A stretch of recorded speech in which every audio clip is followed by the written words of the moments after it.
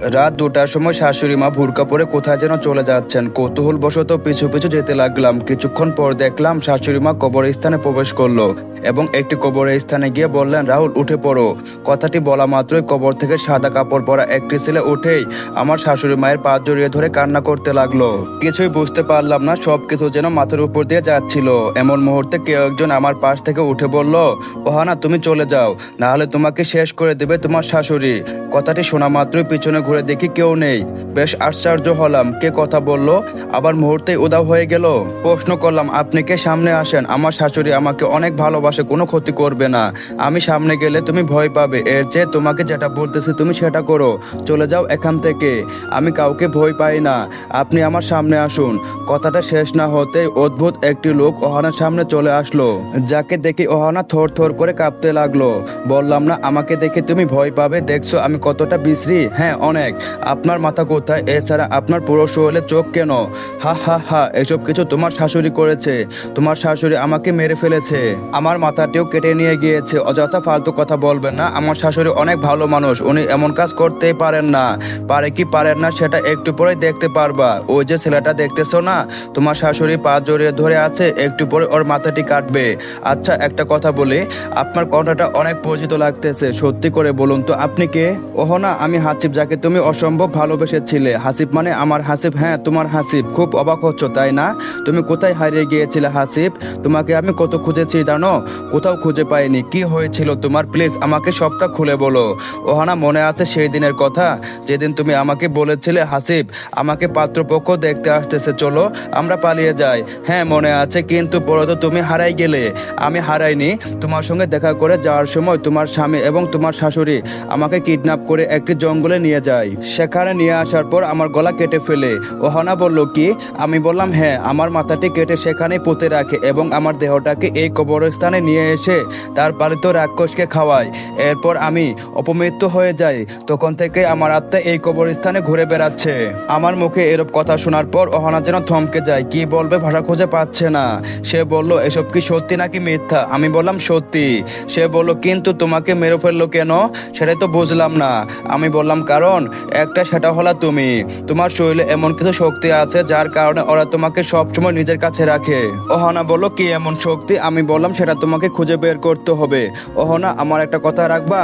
ওহানা বলল, হ্যাঁ রাখবো হাসিব, বলো কি করতে হবে আমাকে? আমি বললাম আমার আত্মাকে মুক্ত করে দিবা প্লিজ, আমি অনেক কষ্টে আছি। ওহানা বলল, আমি কিভাবে তোমাকে মুক্ত করব? আমি তো কিচ্ছুই জানি না। আমি বললাম আমি তোমাকে সবকিছু বলে দিব, সেই অনুযায়ী তুমি কাজ করবা। ওহানা বলল, ঠিক আছে বলো আমাকে কি করতে হবে। আমি কথাটি শেষ না হতেই ওহানা লক্ষ্য করলো তার শাশুড়ি কবর থেকে উঠে আসা ছেলেটির মাথা কেটে আলাদা করে দিল। যা দেখা মাত্রই ওহানা চিৎকার করে উঠলো। ওহানার এমন চিৎকারে আওয়াজ শোনা মাত্রই কবর থেকে মানুষরূপী রাক্ষস ওহানার দিকে ছুটে আসতে থাকে। ওহানা কি করবে ভেবে পাচ্ছিল না। এমন মুহূর্তে হাসিব তার শক্তি দিয়ে ওহানাকে অদৃশ্য করে দেয়। ওহানার এমন চিৎকারে তার শাশুড়ি মাও সেখানে চলে আসে দেখার জন্য যে কে চিৎকার করলো, কিন্তু কাউকে খুঁজে পায় না। অথচ ওহানা এবং হাসিব সেখানে অদৃশ্য হয়ে রয়েছে। ওহানা বলল, হাসিব আমার শাশুড়ি মা আমাকে দেখতে পাচ্ছে না কেন, তুমি কি কিছু করেছো নাকি? আমি বললাম হ্যাঁ, আমি আমার শক্তি দিয়ে তোমাকে এবং আমাকে অদৃশ্য করেছি। তোমার শাশুড়ি আমাদের দেখতে পারবে না, কিন্তু আমরা ওনাকে দেখতে পাবো, সঙ্গে কথাও শুনতে পারবো। ওহানা বলল, ওহ। এমন মুহূর্তে ওহানা শুনতে পেল তার শাশুড়ি মা রাক্ষসগুলোকে বলতেছে, এই আমার রাক্ষসের দল, তোরা খুঁজে বের কর এখানে কে ছিল, আমি তাকে মেরে ফেলতে চাই। ঠিক আছে মাতা, আমরা খুঁজে বের করব, আপনি কথা দেন খুঁজে বের করতে পারলে তাদের রক্ত আমাদের খেতে দিবেন। ওহানা শাশুড়ি মা বলল, কথা দিলাম তোদেরকে তাদের রক্ত খেতে দিব, যা খুঁজে বের কর। ওহানা শাশুড়ি কথা মতো রাক্ষসগুলো ওহানাকে খুঁজতে লাগলো।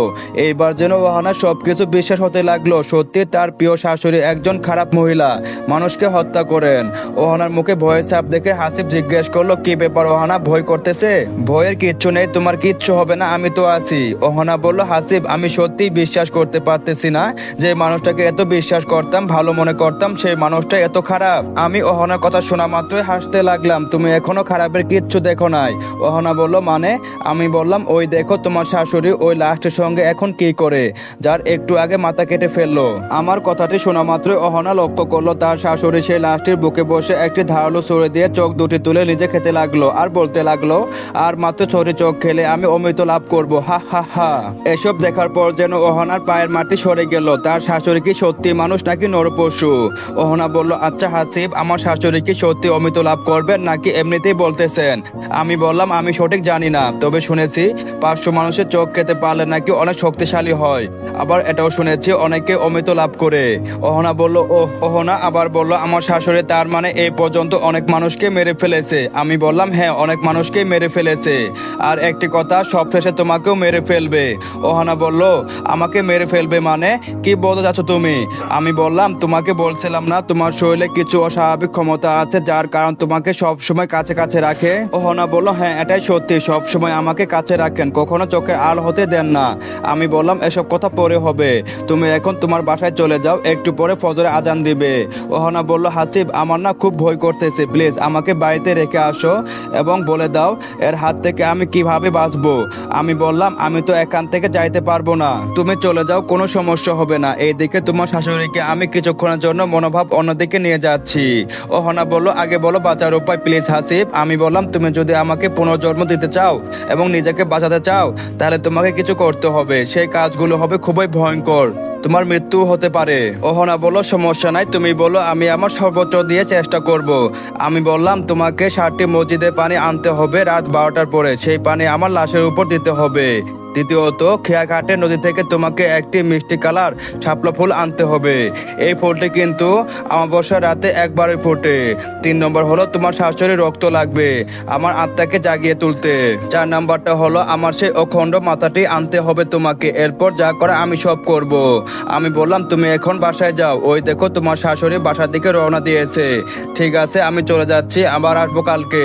কথাটি বলে অহনা বাড়ির দিকে রওনা দিল। বেশ কিছু দূর আসতে না আসতে অহনা লক্ষ্য করলো কেউ একজন তাকে ফলো করতেছে, আবার ফিস ফিস করে বলতেছে, অহনা অহনা, এই অহনা তোর কিন্তু এখানে আসাটা একদম ঠিক হয়নি। অহনা কথাটি শুনেও না শোনার ভান করতেছে, কারণ বর্তমান কথা বাড়ালেই সমস্যা। বেশ কিছুক্ষণ পর অহনা যখন বাড়িতে প্রবেশ করবে এমন মুহূর্তে চিরচেনা কণ্ঠে একটি আওয়াজ ভেসে আসলো, অহনা মা, আমার কোথায় গিয়েছিল এত রাতে? মুহূর্তে অহনা থমকে যায়, কারণ প্রশ্নটা তার শাশুড়ি মা করতেছে। অহনা বলল, এই তো মা, বাইরে গিয়েছিলাম বাথরুমে, আপনি ঘুমাননি মা? শাশুড়ি মা বলল, হ্যাঁ ঘুমিয়েছিলাম, আমিও বাথরুমে যাব এই কারণে উঠেছিলাম, উঠে দেখে তুমি বাইরে থেকে আসতেছো। অহনা বলল, ও। শাশুড়ি মা বলল, যাও রুমে যাও, রাতে একা বাইর হবে না, আমাকে অথবা অব্রকে ডাক দিবা। অহনা বলল, ঠিক আছে মা, আর ভুল হবে না আমার। কথাটি বলেই অহনা রুমে প্রবেশ করে দেখতে পেল তার স্বামী অর্ধেক সাপ এবং অর্ধেক মানুষ রূপে শুয়ে আছে। এটা দেখে অহনা জোরে চিৎকার করে ওঠে, সঙ্গে সঙ্গে শাশুড়ি মা রুমে চলে আসে। শাশুড়ি মা বলল, কি হয়েছে মা, চিৎকার করলে কেন? অহনা বলল, আপনার ছেলে সাপ সাপ সাপ দেখেন। শাশুড়ি মা বলল, কই সাপ, তুমি নিশ্চয়ই ভুল দেখেছো। অহনা বলল, না আমি সত্যি দেখেছি, অব্র অর্ধেক সাপ অর্ধেক মানুষ হয়েছিল। শাশুড়ি মা বলল, কই? অহনা আবার যখন অব্রের দিকে তাকিয়ে দেখে যে সত্যি তো সব ঠিকঠাক হয়ে গিয়েছে।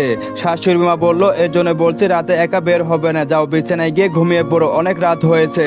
শাশুড়ির কথা মতন অহনা দরজা বন্ধ করে যখনই বিছানায় গিয়ে শুয়ে পড়েছে ঠিক তখনই কুচকুচে কালো একটি সাপ অহনার পুরো শরীরকে পেঁচিয়ে ধরে। অহনা কি করবে কিছু বুঝতে পারছিল না। এমন মুহূর্তে সাপটি মিষ্টি স্বরে বলে উঠলো, অহনা আমি হাসিব, সাপ রূপে তোমার কাছে এসেছি, প্লিজ ভয় পেও না। কথাটি শোনা মাত্র অহনা শান্তিতে একটু নিঃশ্বাস নিল, আর হাসিবকে জিজ্ঞাসা করলো, কি ব্যাপার, তুমি নাকি কোথাও যেতে পারো না, তাহলে এখানে কিভাবে আসলে? বুঝলাম না। এসব আমি তোমাকে পরে বলবো, এখন তুমি ঘুমাও, আমিও তোমাকে জড়িয়ে ধরে ঘুমাই। অহনা বলল, আমার ব্যথা লাগতেছে, প্লিজ আমাকে ছেড়ে দাও। আমি বললাম, না ছেড়ে দিব না। অহনা বলল, পাগল, আমার স্বামী দেখে পেলে সমস্যা হবে, প্লিজ বোঝার চেষ্টা করো। আমি বললাম, আমাকে দেখতে পারবে না, আমি অদৃশ্য হয়ে গিয়েছি। ঠিক সেই সময় অহনা লক্ষ্য করলো জানালার পাশে কেউ একজন দাঁড়িয়ে আছে। কোনো কথা না বলে অহনা চুপিসারে জানালার পাশে গিয়ে জানালা খুলতে দেখতে পায় যে কবরস্থানে সেই নরখাদক গুলি চারপাশে ঘোরাঘুরি করতেছে। অহনা আমাকে বলল, দেখো হাসিব, নরখাদক গুলি চারপাশে ঘোরাঘুরি করতেছে, না জানি কখন রুমে ঢুকে যায়। আমি একটু হাসি দিয়ে বললাম, এটা নতুন কিছু না, তোমার বিয়ের পর থেকে এই নরখাদক গুলো তোমাকে পাহাড় দেই। অহনা বলল, ও। আমি বললাম, তুমি এখন ঘুমাও, কালকে কথা হবে আমাদের। এরপর অহনা আর কথা না বাড়িয়ে ঘুমিয়ে পড়ে। পরের দিন সকালবেলায় অহনা শাশুড়ি মাকে বলল, মা আপনাকে একটা কথা বলতাম। শাশুড়ি মা বলল, হ্যাঁ বলো। ওহানা বলল, আজকে আমি বাপের বাড়ি যেতে চাই, 1 সপ্তাহের ভিতরে চলে আসবো, প্লিজ না করিয়েন না। শাশুড়ি মা কথাটি শুনে ওহানা শাশুড়ি মৃদু হাসি দিয়ে বলল, হ্যাঁ যেতে পারো, তবে 3 দিনের বেশি থাকা যাবে না। ওহানা বলল, ঠিক আছে মা, আমি 3 দিনই থাকবো। শাশুড়ি মা বলল, খাওয়া দাওয়া করে সন্ধ্যাবেলা বের হো, সঙ্গে অব্র যাবে নাকি? ওহানা বলল, আপনার ছেলে যাবে নাকি যাবে না এখনো জানি না, আমি জিজ্ঞেস করে দেখি অব্র কি বলে। শাশুড়ি মা বলল, দৌড়ে ওহানা রুমে আসলো। অব্র, এই অব্র, কখন তোমার ঘুম ভাঙবে? হ্যাঁ। অব্র ঘুমের ভোরে বলল, হ্যাঁ বলো। ওহানা বলল, আমি আজকে বাবার বাড়িতে যাব 3 দিনের জন্য, তুমি কি আমার সঙ্গে যাবে? অব্র বলল, না আমি যাব না, তুমি ঘুরে আসো, আমার অনেক কাজ আছে। ওহানা বলল, ঠিক আছে। কথাটি বলে যখনই ওহানা বাইরে যাবে এমন মুহূর্তে অব্র ওহানার হাতটি ধরে বুকে টেনে নেন। এই অব্র, কি করতেছো? ছাড়ো আমাকে, আম্মা চলে আসবে রুমে। অব্র বলল, বললে কি ছেড়ে দেবো নাকি? আমাকে ছেড়ে তুমি 3 দিন থাকবা, এই 3 দিনের অগ্রিম ভালোবাসা উসুল করে নিব আজ। কথাটি বলে ওহানাকে ঠোঁটের সঙ্গে নিজের ঠোঁট দুটি একত্রিত করে নেয়। প্রায় 2 মিনিট ভালোবাসা বিতরণ করার পর অব্র ওহানা ঠোঁটে কামড় দিয়ে বসে। মুহূর্তে ওহানা চিৎকার করে ওঠে। অব্র বলল, এই তুমি কি পাগল হয়ে গিয়েছো? আমার ঠোঁটে এত জোরে কামড় দিলে কেন? ওহানা, আমি অব্র না, আমি হাসিব, বর্তমানে অব্রের শরীরে আমি প্রবেশ করেছি। ওহানা বলল। কথাটি শুনে ওহানা অব্রকে ছেড়ে দেয়। আমি বললাম, কি ব্যাপার ওহানা, সরে গেলে যে? আমার ভালোবাসা তোমার ভালো লাগেনি? ওহানা আমাকে বলল, তুমি এখনই অব্রের শরীর থেকে বাইরে আসো, আমি অব্রের বিবাহিত বউ, আমার শরীরে শুধুমাত্র ওর অধিকার আছে, এছাড়া অন্য কারো না। আমি বললাম, মানে? ওহানা বলল, তোমাকে যেটা বলেছে তুমি সেটা করো, আর একটি কথা, যতক্ষণ পর্যন্ত না আমি তোমাকে ডাকবো আর 1 সেকেন্ড আগেও তুমি আমার কাছে আসবে না, তুমি চলে যাও তোমার জায়গায়। আমি বললাম, ওহানা তুমি ভুলে যাচ্ছ, অব্র তোমাকে শুধু ব্যবহার করতেছে। ওহানা বলল, এত কিছু আমি জানতে চাই না, তুমি চলে যাও প্লিজ। আমি বললাম, ঠিক আছে আমি চলে যাচ্ছি, আর আসবো না তোমার সামনে। ওহানা নিশ্চুপ। এরপর আমাকে বলল, অব্রের শরীর থেকে বেরিয়ে যাওয়ার মাত্র অব্র মাটিতে লুটিয়ে পড়ে, যা দেখে ওহানা শাশুড়ি মাকে ডাকে। ওহানা বলল, আম্মা দেখেন তো অব্রের কি হয়েছে, হঠাৎ অব্র মাথা ঘুরে মাটিতে পড়ে গেল। কথাটা শুনেই অব্রের মা রুমে এসে দেখে সত্যি অব্র মাথা ঘুরে পড়ে গিয়েছে। মুহূর্তে ওহানাকে জিজ্ঞাসা করে। ওহানা শাশুড়ি জিজ্ঞাসা করলো, অব্রের এমন অবস্থা কিভাবে হলো? ওহানা বলল, মা আমি জানি না, হঠাৎ অব্রের এমন হয়ে গেল। শাশুড়ি মা বলল, তুমি বাইরে যাও, আমি দেখতেছি অব্রের কি হয়েছে। ওহানা বলল, ঠিক আছে। ওহানা বাইরে যাওয়া মাত্রই ওর শাশুড়ি দরজা বন্ধ করে দেয়, যা দেখে ওহানার মনে কৌতূহল বেড়ে যায়, কারণ মানুষ অসুস্থ হলে ডাক্তার দেখায়, সেখানে আমার শাশুড়ি দরজা বন্ধ করে দিল। নিশ্চয় কোনো না কোনো কারণ আছে। কারণ খোঁজার জন্য ওহানা চুপি ছাড়া জানালার পাশে গিয়ে দাঁড়ায় এবং দেখতে পায় যে শাশুড়ি মা নিজের শরীরে কেটে অব্র রক্ত পান করাচ্ছে। বেশ কিছুক্ষণ রক্ত পান করার পর অলৌকিকভাবে অগ্রের জ্ঞান ফিরে আসে। অগ্রের জ্ঞান ফিরলে ওর মা বলতে থাকে, কি ব্যাপার অব্র, তোর শরীরে কে ভর করেছিল? অব্র বলল, মা আমি জানি না, ওহানার সঙ্গে কথা বলতেছিলাম, হঠাৎ কি যেন কি হয়ে গেল। শাশুড়ি মা বলল, বুঝেছে, আমাদের শত্রু বের হয়ে গিয়েছে, শোন তুই একটু সাবধানে থাকবি সব সময়, আর মাত্র কিছুদিন। অব্র বলল, ঠিক আছে মা। শাশুড়ি মা বলল, মনে থাকে যেন। কথাটি বলে অব্রের মা দরজা খুলে ওহানাকে ডাকে, ওহানা, এই ওহানা। ওহানা বলল, হ্যাঁ মা বলুন। অব্রের জ্ঞান ফিরেছে, রুমে আসো। ওহানা রুমে আসলো, এসে প্রশ্ন করলো, তোমার শরীর ঠিক আছে?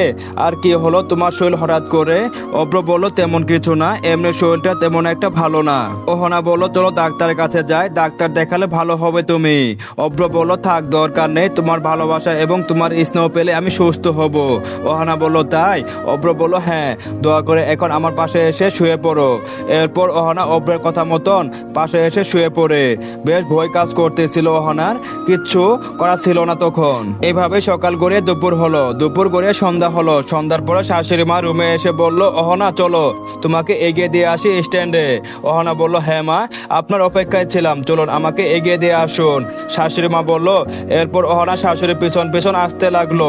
এভাবে 10 মিনিট হাঁটার পর স্ট্যান্ডে চলে আসলো। শাশুড়ি মা বলল, তো বৌমা তুমি একটা রিক্সা নিয়ে চলে যাও, ঠিক 3 দিন পরেই কিন্তু আসবে, না হলে আমি কিন্তু মন খারাপ করব। ওহানা বলল, ঠিক আছে মা, চিন্তা করবেন না, আমি সঠিক সময়ে চলে আসব। শাশুড়ি মা বলল, ওহানা একটি রিক্সা নিয়ে নিজের বাসার দিকে রওনা হলো। বেশ কিছু দূর আসার পর একটি নির্জন রাস্তায় হঠাৎ করে রিক্সাটি নষ্ট হয়ে যায়। ওহানা বলল, কি ব্যাপার, রিক্সা থামালেন কেন? সামনে চলুন, রিক্সা নষ্ট হয়েছে, আমি আর যাইতে পারবো না, আপনি অন্য রিক্সা যাইতে পারেন। ওহানা বলল, আশ্চর্য, এই মাঝ রাস্তায় আমি রিক্সা কোথায় পাবো? রিক্সাওয়ালা বলল, আমি জানি না, তবে পাইতেও পারেন। রাগান্বিত হয়ে ওহানা রিক্সা থেকে নেমে হাঁটতে লাগলেন। বেশ কিছু দূর হেঁটে আসার পর ওহানা দেখলেন একজন সাদা শাড়ি পরা মহিলা বট গাছের নিচে বসে কান্না করতেছে। ওহানা কি করে ভেবে পাচ্ছে না, তবুও সাহস নিয়ে মহিলাটির কাছে গিয়ে বললেন, আসসালামু আলাইকুম আন্টি, আপনি এত রাতে এই নির্জন বট গাছের নিচে বসে কান্না করতেছেন কেন? কি হয়েছে আপনার? মহিলাটি বলল, আমার কিচ্ছু হয়নি, তোমার তো রিক্সা নষ্ট হয়ে গেছে তাই না? ওহানা বলল, হ্যাঁ রিক্সা নষ্ট হয়েছে, কিন্তু এটা আপনি কিভাবে জানলেন? আপনি তো সেখানে ছিলেন না। মহিলাটি হাসতে লাগলো, আমি অনেক কিছু জানি, এত রাতে এই রাস্তায় তোমার একা আসা ঠিক হয়নি, সামনে অনেক বিপদ তোমার। ওহানা বলল, ও জানি অনেক বিপদ, থাকেন আমি গেলাম, কিছু দূর পরে আমার বাড়ি। মহিলাটি বলল, কথাটি বলে ওহানা সামনে আসতে পেছন থেকে ভয়ঙ্কর রূপে আওয়াজ আসে, আজ বেঁচে গেলি শুধুমাত্র সালাম দেওয়ার জন্য, না হলে এখানে তোকে শেষ করে দিতাম। কথাটি শুনে ওহানা পিছনে ঘুরে দেখে যে সেই মহিলাটি আর সেখানে নেই, কোথায় যেন নিখোঁজ হয়ে গেল। ওহানা ভয়ে কাঁপতে লাগলো। ভয় ভয় আর একটু সামনে আসতে না আসতে একটি কবরস্থান পড়ে রাস্তার পাশে। নিশ্চুপে যখন ওহানা কবরস্থানটি পাশ দিয়ে চলে যাচ্ছিল, ঠিক সেই সময় কবরস্থান থেকে মধুর কণ্ঠে আওয়াজ আসলো, ওহানা আমাদের রক্ষা করো, আমাদের আত্মাগুলো মুক্ত করে দাও। ওহানা যেন এবার পাগল হয়ে যাবে, কিছু বুঝতেছে না, কাল রাত থেকে যেন অশান্তি যাচ্ছে সময়গুলি। ওহানা বলল, আমি আপনাদের কিভাবে সাহায্য করব? আমি তো কিছু করতে পারবো না। লোকগুলো বলল, ওহানা তুমি হচ্ছে আমাদের অগ্নিমাতা, তুমি আমাদের রক্ষা করবে। ওহানা বলল, অগ্নিমাতা মানে? এসব আপনি কি বলতেছেন? লোকটি বলল, আজ রাত 12টার পর তোমার 18 বছর পূর্ণ হবে, তখন তুমি পরিপূর্ণতা পাবে অগ্নিমাতা রূপে। ওহানা বলল, আমি আপনাদের কথা বুঝতেছি না, দয়া করে আমাকে আর বিরক্ত করবেন না কেউ। কথাটা বলে আবার ওহানা পথ চলতে থাকে। চলতে চলতে হঠাৎ ওহানা লক্ষ্য করলো তার সামনে ছোটি রাস্তা মুখ উজাড় হয়েছে।